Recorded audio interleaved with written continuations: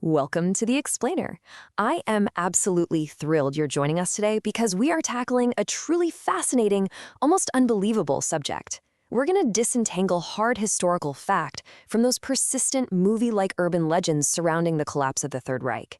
Now, we've all heard the crazy stories, right? But today, we are relying strictly on the documented historical record to separate what actually happened from pure fiction. So let's just dive right in by asking a question that honestly sounds like it was pulled straight out of a Hollywood blockbuster. Is there actually any truth to the most sensational rumors of World War II? I mean, did a desperate regime really manage to build a radioactive dirty bomb? Was there actually a sprawling, impenetrable superfortress hidden deep in the Alps? And of course, what about that legendary armored train packed to the brim with stolen gold just vanishing into a mountain?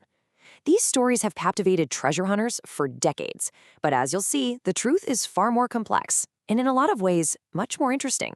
And to put this into perspective, even the top Allied commanders fell for the bait. General Omar Bradley actually said, "The Alpine Fortress grew into so exaggerated a scheme that I am astonished we could have believed it, but this legend of the redoubt was too ominous a threat to be ignored." This brilliantly shows us that these myths weren't just harmless ghost stories. No, they had serious, real-world military consequences that literally altered the strategy of the Allied advance. Okay, here's our roadmap for today. We'll be looking at 6 key areas: enduring myths, the Alpine Fortress myth, secret weapons and facilities, the gold train legend, real treasures, and finally, fact versus fiction. Section 1. Enduring myths of WWII, the origins of the legends. Moving right along to Section 2, the Alpine Fortress myth, propaganda at work. So, the legend claimed there was this national redoubt, basically a massive, impregnable fortress in the mountains of southern Bavaria and western Austria, completely packed with underground factories and elite troops ready to fight for years. But if we look at the historical record, it was largely a brilliant piece of psychological warfare. Nazi Minister of Propaganda Joseph Goebbels deliberately amplified this whole myth. He literally created a special unit in 1945 just to spread rumors, and he even had the SS intelligence service produce faked blueprints and bogus reports on construction supplies.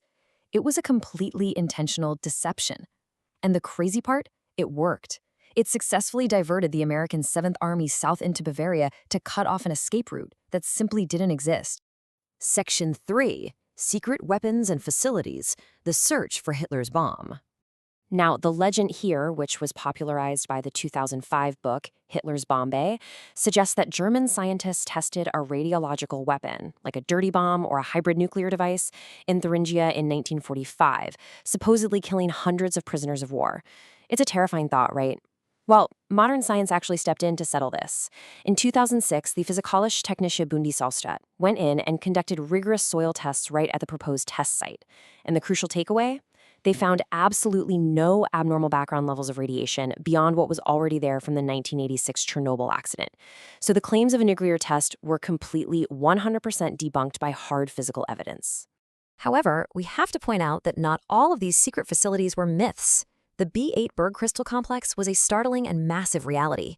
Located in Austria, this was a giant, secret, underground factory run by SS General Hans Kammler. Now, they weren't making atomic bombs down there. Instead, they were producing the Messerschmitt Me-262, which was the world's first operational jet-powered fighter. And it's so vast that recently, researchers using ground-penetrating radar have continued to uncover even more concealed labyrinths connected to this exact site. But look, we absolutely cannot talk about these real underground facilities without addressing the immense human cost. We must objectively note that these massive subterranean industrial complexes were built on horrific suffering. The Bergkristall factory relied heavily on slave labor from the nearby Mauthausen-Gusen concentration camp. It is estimated that up to 320,000 inmates died due to the brutal, just completely inhumane conditions in these subterranean labyrinths. It's a very sobering reminder that behind our fascination with secret bases lies a grim, very real history of atrocities. Let's move on to Section 4, the gold train legend, the ultimate treasure hunt. 300 tons. That is the staggering amount of gold, jewels, weapons, and artistic masterpieces that were purportedly loaded onto a single armored train that just vanished without a trace in the Owl Mountains of Poland in 1945. According to the apocryphal tale, the train left the city of Breslau and was concealed by retreating Nazis inside an abandoned coal mine or some unfinished tunnel as part of a top-secret construction project known as Project Reese. And this story just refuses to die. The Polish military searched for this train for decades during the Cold War with zero success. Then, in 2015, two explorers claimed a deathbed confession revealed the train's location, which triggered a massive global media circus. They even had radar images they were 99% sure showed a train. But in 2016, a heavily funded excavation revealed that those radar anomalies were, well, just natural ice formations. Absolutely nothing was found. Yet the allure is so incredibly strong that a new group, literally calling themselves Gold Train 2025, has already secured permits to start digging all over again. We actually see a very similar pattern with the famed Lake Toplitz in the Austrian Alps. The legend said retreating Nazis sunk boxes of looted European gold into this log-infested 350-foot-deep lake. But what about the historical record? Well, divers haven't found any gold. What they did retrieve in 1959 was 72 million pounds in forged British currency. It was all part of Operation Bernhard, a secret counterfeiting operation authorized by Hitler to crash the British economy.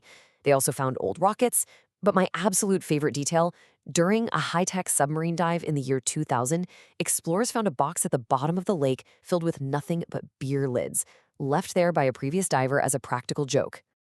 Section 5. Real treasures, real victims. The Monuments Men and the Salt Mines.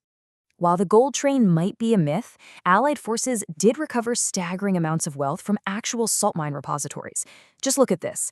In the Altaussee salt mine in Austria, local miners actually had to defuse 500-kilogram bombs to save over 6,500 paintings, including Michelangelo's Madonna of Bruges. Meanwhile, in the Merkers salt mine, the U.S. 90th Infantry Division stumbled upon 30 miles of galleries. They found a room with 7,000 numbered bags holding 250 tons of actual gold, plus billions of Reichsmarks. It was such a massive find that General Dwight D. Eisenhower himself went down there to inspect it. But we must remember where much of this wealth came from. This data visually anchors a very sobering historical truth. The Reichsbank didn't just hold gold looted from the central banks of conquered nations. No, they directly profited from receiving monetary gold and, shockingly, from smelting down jewelry, watches, and valuable personal items, referred to as Judenschmuck, that were confiscated directly from the individual victims of Nazi persecution before they were murdered. It is a vital, tragic piece of the financial history of the war that we cannot overlook. Which brings us to our final section. Section 6, Fact versus Fiction, Why the Myths Endure. So let's tie all of this together. Why do these specific legends simply refuse to die? Well, it's fueled by a perfect storm. First, they were seeded by intentional wartime propaganda designed to deceive. Second, the genuine discovery of unbelievable, real caches, like finding 250 tons of gold at Merkers, makes the idea of a buried gold train sound almost plausible, right? Third, there's just a deep psychological appeal to the idea of hidden wealth and futuristic secret tech.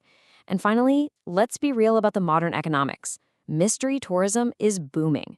When the gold train rumor peaked, the town of Walbridge admitted tourism jumped 44%, and they estimated the global media publicity was worth roughly $200 million to the local economy. As we wrap up this explainer, I want to leave you with this provocative thought to consider. Why do we so often prefer the allure of a hidden treasure, a movie like Secret Weapon, or Phantom Fortress over the grim, documented truths of history? Perhaps it's because the myths are exciting mysteries just waiting to be solved, while the historical reality of slave labor, immense suffering, and institutionalized theft is a really heavy burden to bear. Thank you so much for joining me to uncover the facts behind the fictions today. Keep questioning, keep learning, and I'll catch you in the next explainer.